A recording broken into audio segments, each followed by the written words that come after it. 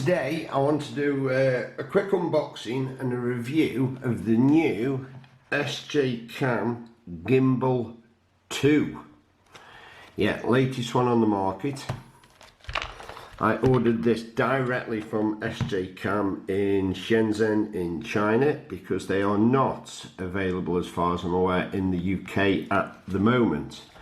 Always like the SJ stuff, so I thought I'd give it a go and get this one ordered so that you can take a look at it and see what it's like.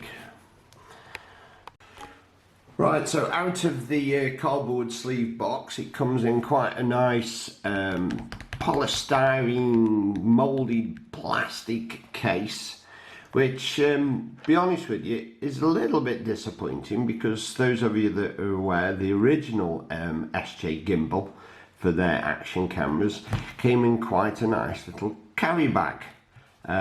This doesn't. So I have already used this, obviously I have tested it, so some of the cables aren't quite as neat inside as they would be originally, but that is the beauty, the new version, which I'll be going through and discussing what the differences are. As you can see, it comes in quite a nice case.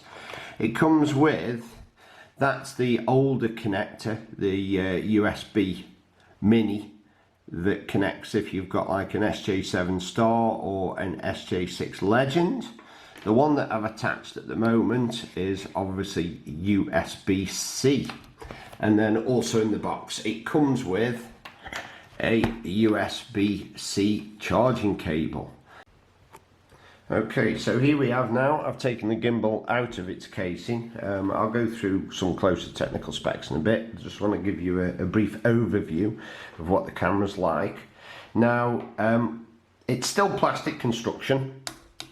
I wouldn't say it's high grade plastic construction, and to be honest with you, I don't think the construction is as nice in some ways as the original in some aspects. It's a hard plastic. This isn't a rubber handle or anything like this, but at the end of the day, they're producing these to a cost. These are about £100, between £100 and £125. The massive difference between this and the original, this has got Wi-Fi and Bluetooth built into it, which is a huge difference compared to the original, because it's an intelligent 3-axis gimbal, so it will actually talk and control your action camera and can control through the app, which we'll go through later in a little bit more detail. So on the front we've obviously got the little joystick, which I really like. It's nice to have the joystick. It's got your on off button there on the right hand side, and that is also the trigger button for your action camera. That's the mode button, so press it once, press it twice, and it actually says, I don't know if you can actually see that, just at the side there, it actually lists the different ones. So you do get a little instruction card with it that explains what they are, but pan, follow, all the different modes, which we'll go through.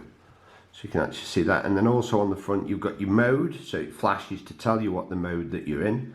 Your Bluetooth, if you're connected through Bluetooth to your phone or the actual action camera. On the side there we've got the battery status lights, obvious what they do. Big difference compared to the other one is that on the front here you've actually got another tripod screw. So what you could do with this, you could actually mount this on a body harness, or you can mount it easier on the front of a bike or whatever that you're riding on. Instead, obviously it's standing up high compared to what the other one did. And then under this little plate here, which if you've got nails, which I have, he says, that is your charging port, and it's covered. You've got your little USB-C charging port there. And then on the back, very important, you've got your trigger button. Again, depending on whether you press it in or how many times you press it, that does different things in relation to the controls on the camera. Obviously on the bottom there's a tripod screw thread, hence that's why it's standing up at the moment.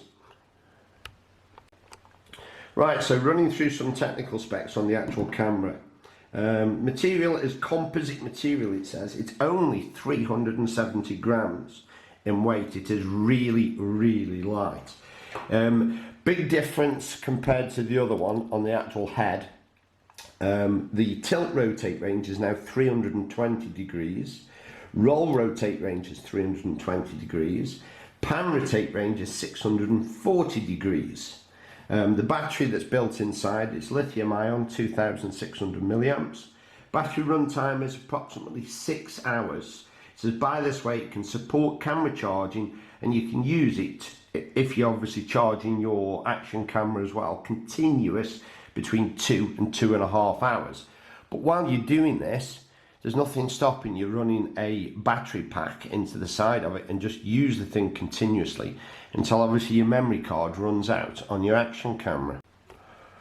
Right, the actual charge lights that are on the actual side of the camera, what they do, 4 LEDs on is 100% power, 3 LED lights on means 75%, 2 is 50, 1 is 25%. The indicator light fast flashing charging status, and then indicator light solid is fully charged status. Right, what I'm going to be using now is an Sjcam Pro, so I'm going to show you how it actually mounts. Now the whole construction is plastic, so this top part here is plastic. On the original one it was metal, with a little piece of felt on the inside, and it used to actually scratch the action cameras. I used the original one with the SJ7 Star. It's got a little pad here. Now the pad seems to be frayed a little. It was like that when it came from the factory. Doesn't affect anything. The USB-C connector cable just plugs in the side of the actual mounting there, and that obviously goes in the action camera. Now your camera, he says, hopefully should just slide in like so. So that's your camera inside. Spin around, you can tighten those up a little bit. If you notice on the back, quite nicely, it's actually got the code here, so you can actually scan the code for obviously your app and so on. Just gives you the serial number details. The cable then, he says, hopefully should plug just nicely in the side of the action camera. Right, now on your actual Sj8, those of you that own the Sj8, if you go into the control interface, you can click gimbal control on. That's really important. Now what I've found is that with the Sj8 Plus, it doesn't give you that option. It says cloud control on the Sj8 Plus, which seems to do exactly the same thing. So hopefully, and it is charged, when we switch this on, it should automatically switch on the camera. And I've only got a 50% charge at the moment. So there we go. Camera's on. So obviously then I can pan, rotate round. Now by stock, the rotational speed is a little bit higher than this, but I'll show you in the app. You can control all that quite easily. And it really is a smooth motor. And again, compared to the other one, obviously you've got a lot more rotation. So that's lock, and then we'll carry on all the way around and all the way around. So you're going like over a full 360 degrees. I mean, look at that, it's going all the way around there. I think it's, there you go, 640 degree rotation. Panning it up and down. Again, a lot more rotation than on the original.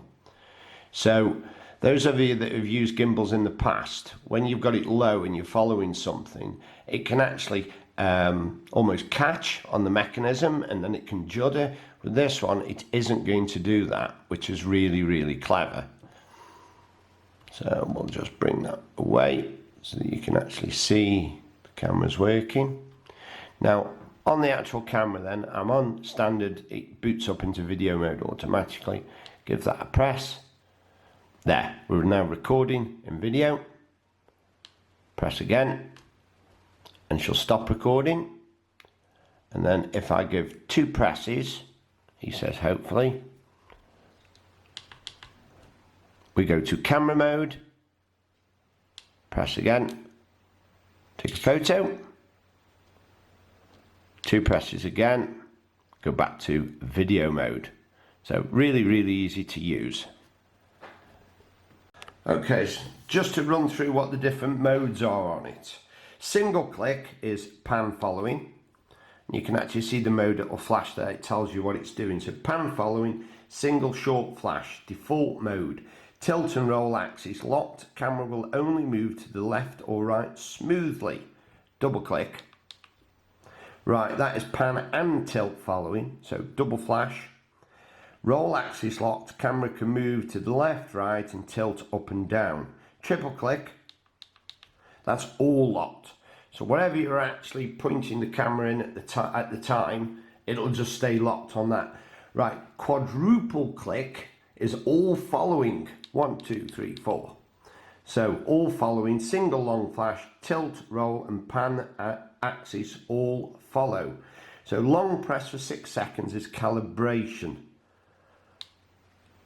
2, 3, 4, 5, 6.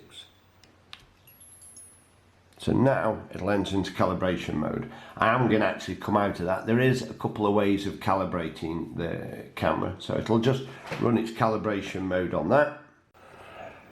Right, now on the back, away from where your hand is, excuse the clunking, that's your trigger button. So I'm going to keep that away from me, but obviously I'm going to press the trigger button now. Now with the trigger button, what it'll actually do is trigger button, long press is quick locked. So when I've got that then, long press, it's quick locked. So it'll actually lock onto whatever it's doing. Now one thing which is really important with this, say that you've been using it and you've been following and you forgot what mode you're in or anything like that, what it does is a double press recenters the camera back to initial position. So 1, 2, press that and it'll go back to where it was originally, which is really, really handy.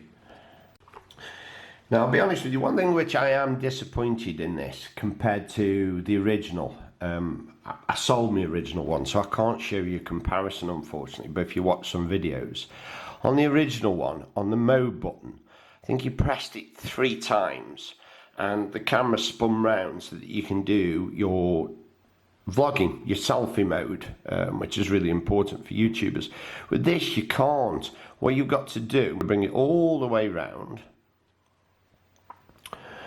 facing to you. So you've got to make sure, and it's wide angle, I mean it's a 170-degree lens at the end of the day, so you're going to be in shot, so you can bring it all the way around.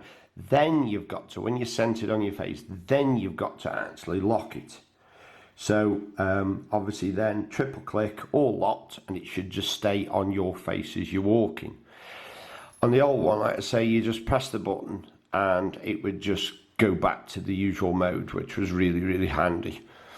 But with this one, it won't, which is a shame. Now, I'm hoping Sjcam brings something out in a firmware update so that you can actually do that, because I found that really handy, because the original one, you pressed it and it just snapped around really, really quickly. Right, so we switched the gimbal on, camera's in, it's connected. I have to excuse the crack on my screen. So you go into Sjcam Zone, which you download, and this does work obviously with iPhone and Android. It says connecting gimbal. You have to click that, and it'll search for the gimbal, connecting to the gimbal, and then eventually it will connect. Right, as you can see, we're now connected. You've got your initial interface on the actual phone here. What this gives you is your battery status on the actual gimbal itself. Obviously pitch and roll. Now if you go into your settings on here, that's where you can actually alter all your interfaces, so you follow speed. So if you want to get some cinematic effects, obviously you want to lower. You can adjust these and have a play with them. I've altered them a little bit from standard. Click restore in the top corner obviously there, and it will just restore it back to factory settings. And then if we go to camera mode, please confirm you connected. So what we need to do here is just connect the actual, put it into Wi-Fi mode on the actual camera. Right, you go into Wi-Fi mode because the phone connects to the gimbal by Bluetooth for the controller, and then obviously to send the image it uses Wi-Fi. As you can actually see now, if I alter this on the actual screen, the camera will pan around and I can roll it, so I can actually control the camera remotely on the gimbal and see exactly what the gimbal's seeing. So you could get a bracket that you could fasten onto the screw thread on the side of the gimbal and then use this as an interface then. Also, one of the things that it's got which is really good is motion lapse. And then what you do with that is that you position the camera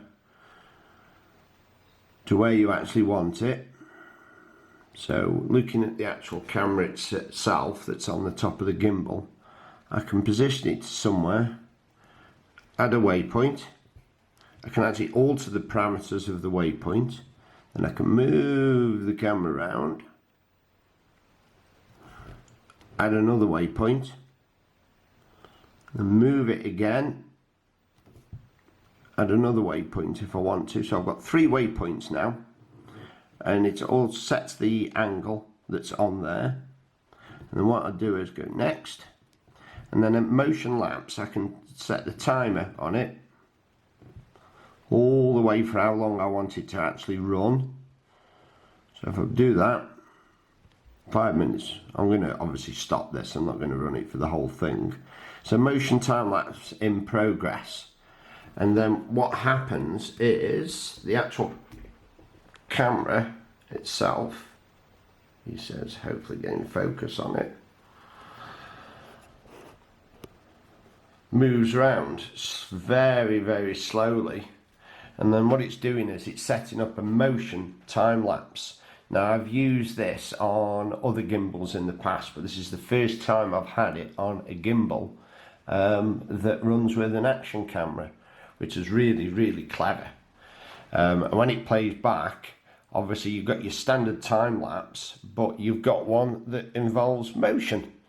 So you can go left, right, up, down, depending on how you want the actual shot to come out. So you can add quite a dynamic time lapse to your footage then. Say if you're making a YouTube video, or you want to like do a nice scenic shot or something, it's quite. Obviously I'm going to come out of that. So if I click the back button, it's moving out of time-lapse photography. Warning, confirm. So I'll just come out of that. So yeah, it's a very, very basic interface, but it's perfect for what it needs.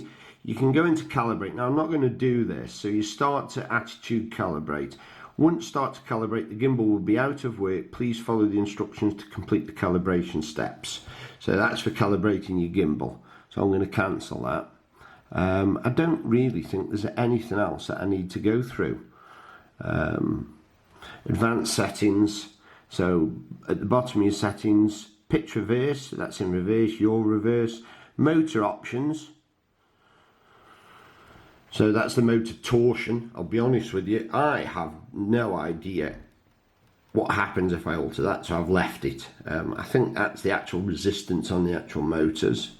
And then the other one is obviously the gimbal version, so I click that, and then if there was an update, I'm on 1.006 at the moment. I can alter that if I want to do the firmware then. Right, I'm going to go ahead now and just do some shots with the gimbal, showing you how steady it is, and I'll play them back. Now we're recording, we've got the gimbal on, and I'm running just a steady run around my garden. I can use the button on the back to recenter. This is running with the camera angled down. So we're panning round. And that's with the camera angled down. Right, this is recording on me, so I'm walking now. I've got the gimbal. I'm using this pointing towards me, so this is in selfie mode. This is at 1080p, and it should more or less be locked on. Obviously, if you have any problems, you can recenter it. If I press the recenter button, so the long press. It should just go back to what it was. There you go, it's just reset it to what it was originally then.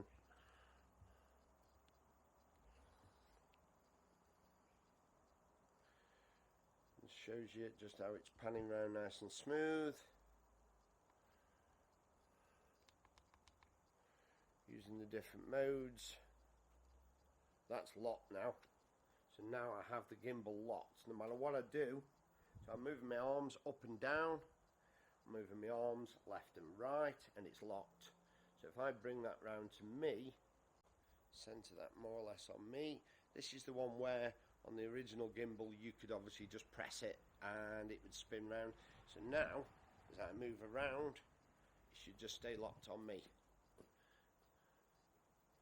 So a lot smoother. Sjcam reckon, according to the reviews, that they've really improved the sensitivity of the motors on this one a lot better.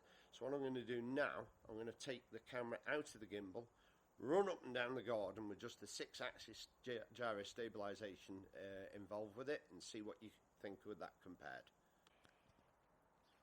Right, so now I've just got the action camera handheld, and I'm going to run exactly the same as I was running before. This has got the 6-axis gyro stabilization enabled. Let's turn around, and then holding the camera, nice firm grip, run.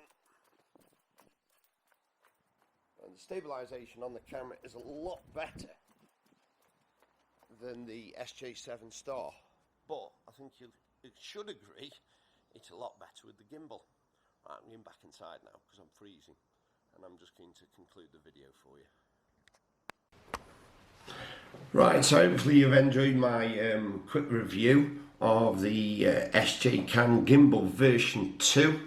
Would I recommend it? Yes, for the money, and if you're in the Sjcam ecosystem, then it's definitely worthwhile. As I mentioned earlier, it's not premium plastic. I think they could have done something where they put some kind of rubber grip on this, but you could probably get some neoprene and put something over it anyway. A lot more features.